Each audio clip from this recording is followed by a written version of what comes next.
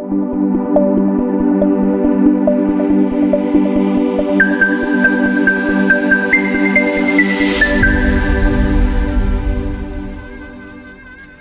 ini kita akan membahas kisah seorang maestro. Seseorang yang gak cuma melanjutkan warisan, tapi justru membentuk sebuah dinasti dalam seni pedalangan Jawa. Yap, ini adalah kisah Ki Suparman Tjermowiyoto. Oke, coba kita pikirkan sejenak. Apa sih yang membuat seseorang jadi legenda? Apakah itu bakat murni? Takdir yang udah digariskan? Atau jangan-jangan pilihan sulit yang kita ambil di persimpangan jalan hidup? Nah, buat para penggemar wayang kulit zaman sekarang, nama Ki Seno Nugroho itu udah pasti nggak asing lagi kan? Tapi, di balik kehebatannya, ada sebuah kisah yang dimulai jauh sebelum dia terkenal. Kisah ini berpusat pada ayahnya, seorang legenda yang ternyata melahirkan legenda baru. Oke, sekarang kita mundur sedikit ke awal. Biar kita paham betul dunia seperti apa sih yang membentuk Ki Suparman, dan warisan besar apa yang harus dia pikul sejak lahir. Sebelum lanjut, kita perlu samakan persepsi dulu nih soal apa itu dalang. Jadi, dalang itu bukan sekedar orang yang mainin wayang ya. Bayangin, dia itu sutradara, penulis naskah, komposer, sekaligus aktor tunggal dalam pertunjukan yang bisa berlangsung semalaman suntuk. Peran yang super kompleks dan luar biasa dihormati. Nah, untuk Ki Suparman sendiri, menjadi dalang itu bukan kayak milih profesi, itu lebih kayak takdir, sesuatu yang udah mengalir di darahnya. Beliau ini lahir di lingkungan yang disebut terah dalang.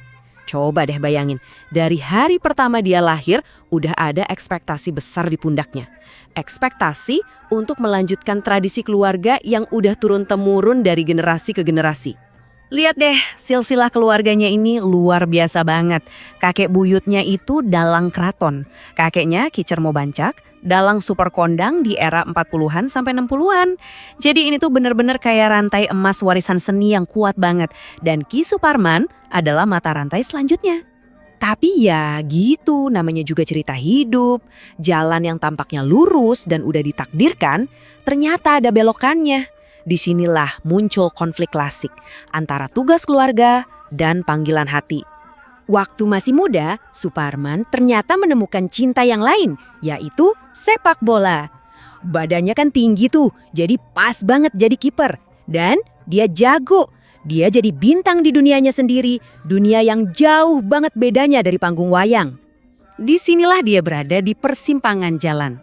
Di satu sisi, ada takdirnya sebagai dalang, warisan keluarga, harapan ayahnya, sebuah seni yang adiluhung. Tapi di sisi lain ada gairah pribadinya sebagai kiper, popularitas di lapangan, dan daya tarik olahraga modern. Kira-kira mana yang bakal dia pilih? Kekhawatiran sang ayah itu beneran nyata loh.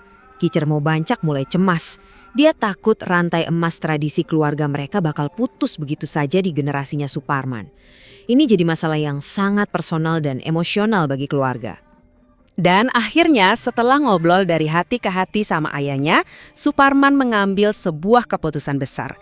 Dia menanggalkan sarung tangan kipernya dan memantapkan hati untuk kembali ke jalan pedalangan. Momen inilah yang jadi titik balik dalam hidupnya. Nah, setelah memilih jalannya, Ki Suparman ternyata nggak cuma jadi penerus biasa. Dia justru jadi seorang inovator. Seorang revolusioner yang berani mengubah wajah pertunjukan wayang. Dan ini poin paling pentingnya, setelah dia memilih jalan takdirnya itu, dia nggak cuma sekedar melestarikan, dia justru menantang tradisi.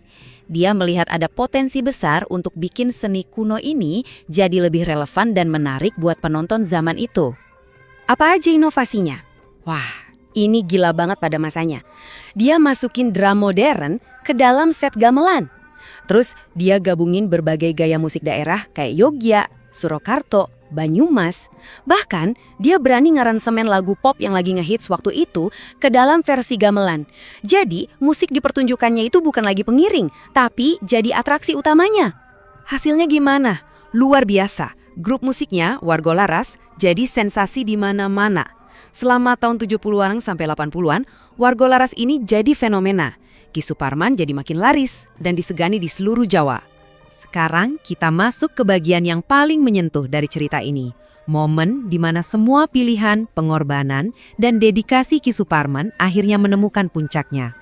Coba bayangkan situasinya ya. Tahun 1988, Ki Suparman ini punya jadwal manggung besar di Pekalongan, jauh perjalanannya. Tapi sebelum berangkat, dia malah belok dulu melakukan sesuatu yang nggak ada di jadwal. Dia pergi ke sebuah desa di Sleman. Ngapain? Ternyata cuma untuk nonton anaknya, Seno, yang waktu itu masih anak sekolah dan belum pernah manggung sama sekali, mendalang untuk pertama kalinya. Ini momen yang sangat krusial.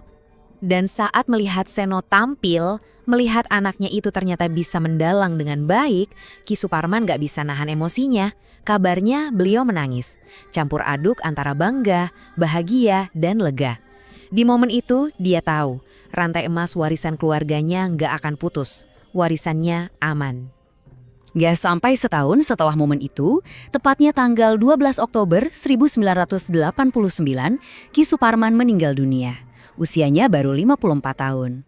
Beliau pergi dengan tenang, karena dia tahu obornya sudah diserahkan. Dia sudah melihat percikan api di dalam diri putranya, Seno Nugroho. Percikan yang kelak akan menjadi api besar yang menerangi dunia pedalangan, bahkan mungkin dengan cara yang gak pernah dia bayangkan sebelumnya. Kisah Ki Suparman ini akhirnya meninggalkan kita dengan satu pertanyaan penting. Gimana sih cara terbaik untuk menghormati tradisi? Apakah dengan menjaganya mati-matian apa adanya? Atau justru dengan berani mengubahnya supaya tetap hidup dan relevan? Nah, itu pertanyaan yang menarik untuk kita renungkan bersama.